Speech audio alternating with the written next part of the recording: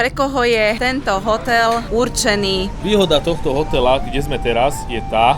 Vítame vás na našom kanáli, Pás na cestách. Chceli by sme vám priblížiť teraz naše také dojmy a také hodnotenie tohto rezortu, kde sme boli ubytovaní. V minulom vlogu, keď sme boli v Egypte, tak sme aj hovorili o tom, že preferujeme tie zimné mesiace. Tentokrát sme urobili výnimku. Dlho sme vyberali a zvažovali, kam odísť. Nakoniec sa rozhodli pre Marsalam. Tu sme ešte neboli. Je to také odľahlé miesto. Výhoda tohto hotela, že sme od letiska nejakých 10 minút cesty autobusom. Nevýhoda je tá, že vlastne je tu taká nespevnená cesta, je to taký tzv. Tankodrom, by som povedal, že proste idete cez také krkaháje, že niekedy fakt človek mal obavu, že sa volade nevykotíme alebo niečo. Ako prichádzate pomaličky k rezortu, znova je riadna cesta. Príchod do hotela. Už sme boli prvý dojem, samozrejme unavení, prečo sa neusmievajte a tak ďalej. No, lete s dieťaťom na Spektre a potom sa vás opýtajú, prečo sa neusmievate. No, niekedy sa to nedá. Niekedy fakt človek má toho dosť plné zuby, ako sa hovorí. A prišli sme sem, samozrejme, že sme dali bakšiš, nie sme dali $10.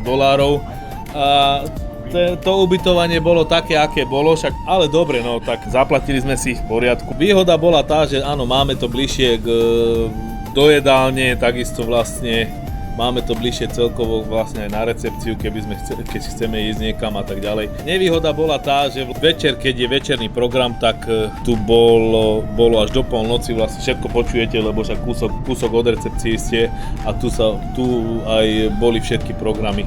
Vieme, že s nami loncovali emócie v ten večer. Jednoducho prvý fakt dojem bolo, všetko sme znegovali, akože, ale zase bolo tam už aj únava, aj jedno s druhým. Boli sme sa poprechádzať po areáli. Ako prvé, čo sme zacítili, bol strašný neuveriteľný smrad. Ako to v kanalizácii, alebo ja neviem, čo to bolo. A keď dojdete do hotela, není to príjemné, ozaj, že akože veľmi to tu páchlo a ten smrad je cítiť akože pravidelne, vždycky večer. Aj na izbe vlastne tiež je to tam také zapáchajúce, neviem z čoho to je. Tam nefunguje dobre kanalizácia, alebo ako to tu majú vybavené. Tráva je kapitola sama o sebe. Na to, že to je 5-hviezdičkový hotel, čakali sme troška vyšší štandard, ale myslím si, že ten bol taký skôr nižší štandard. Tráva jednotvárna, stále to isté ráno, na obed, večer. Nedostali sme nejakú tú faraónovú pomstu, ani jeden z nás. Možno preto, že už asi sme zvyknutí na to. Buď tam bolo niečo sladké, dolky alebo také veci, alebo potom tam bolo klasika haranolky, burgery, nejaké grillované veci. Vedeli ste si nájsť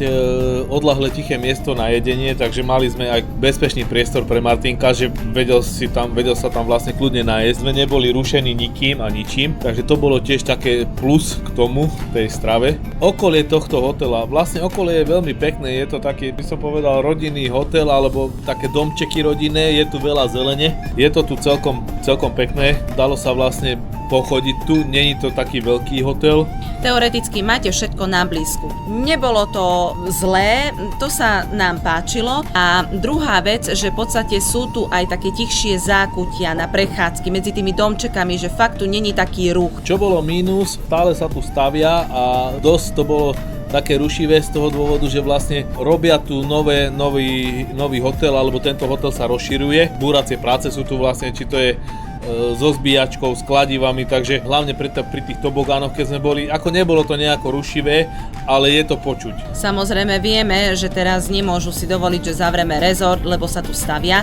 Programy na večer sú individuálne, klasické mini disco show, detská diskotéka. Čo nás uchvátilo, bolo ten chlapík v sukni, čo tancoval a mal to zapálené vlastne svetla, tam blikal to, ako to bolo fakt veľmi, veľmi zaujímavé, veľmi pekné, že sme pozerali, že 20 minút zhruba, aj možno, že aj viacej sa točil dookola. Je to ich taká asi tradícia, pretože už sme dávnejšie videli takéto vystúpenie. Rôzne kreácie robil s tou sukňou, okolo ľudí išiel, ako fakt to bolo famózne. Skúšal si to aj Martinko. Áno, Martinko si vyskúšal tú sukňu a veľmi sa mu to páčilo. Naozaj to bolo veľmi pekné. Programy boli aj na pláži. Nezúčastnili sme sa všetkých, Do obeda bol aj aquagym. Vzhľadom na to, že Martinko tobogány, tak sme sa nie všetkých programov zúčastňovali. V neposlednom rade sme museli brať do úvahy aj to, že aj na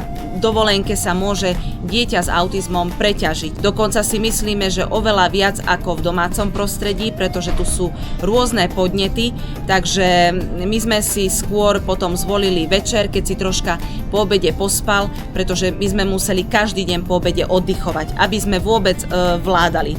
Je tu zo pár obchodov, boli sme tam nakúpiť, ceny tam má celkom priateľné, dá sa s ním dohodnúť. Na cene samozrejme, že treba zjednávať, inak by sa im to nerátalo. Majú tu aj lekáreň. Čo sa týka pláž je kamenistá, samozrejme, že potrebujete mať vhodnú obuv do vody, aby ste vlastne mohli ísť plávať. Bolo to dobre spravené, lebo tam bolo vlastne aj mólo a mohli ste sa potápať medzi korálmi, čo bolo fakt veľmi pekné. A mohli ste aj skákať z toho zmola. Samozrejme, že tam bol plavčík, ktorý na vás dohliadal. On tam bol teoreticky od rána až do večera. Nehrozilo, že by tam nebol plavčík. Ako náhle boli väčšie vlny, už automaticky dávali červenú vlajku. To znamená, že nie, že nemôžete ísť do mora, ale to sa týkalo hlavne šnorchlovania alebo schádzania dole z mola, nakoľko boli 2 vstupy. Väčšinou dňa fučalo, ale zase keď je teplo, tak to až tak nevadí. Dokonca Martinko poprvýkrát tie vlny ho tak uchvátili, že on si sadol na kraj, teda jak sa vstupuje do mora a fakt sa mu páčili tie vlny, ako špliechali, alebo jak by som to nazvala. Takže a aj si zašnorchloval. Takže s týmto sme už našťastie nemali problém, že to more si, aj keď tam bol len pol hodinu, ale už to bol úspech, že teda vydržal tam. Sú tu krásne scenérie z móla, hlavne západ slnka je tu veľmi krásny naozaj, aj to more je čisté, je tu veľa rýb. Bolo tu vidno aj delfína, že stane sa aj taká vec, že prídu sem aj delfíny.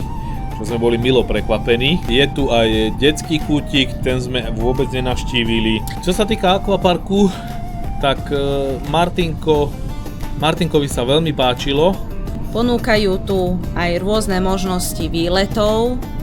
Dá sa ísť kúsok nejakých 10 minút do mestečka Port Galip. Je tam prístav, možnosť aj nakupovania. My sme na toto nešli.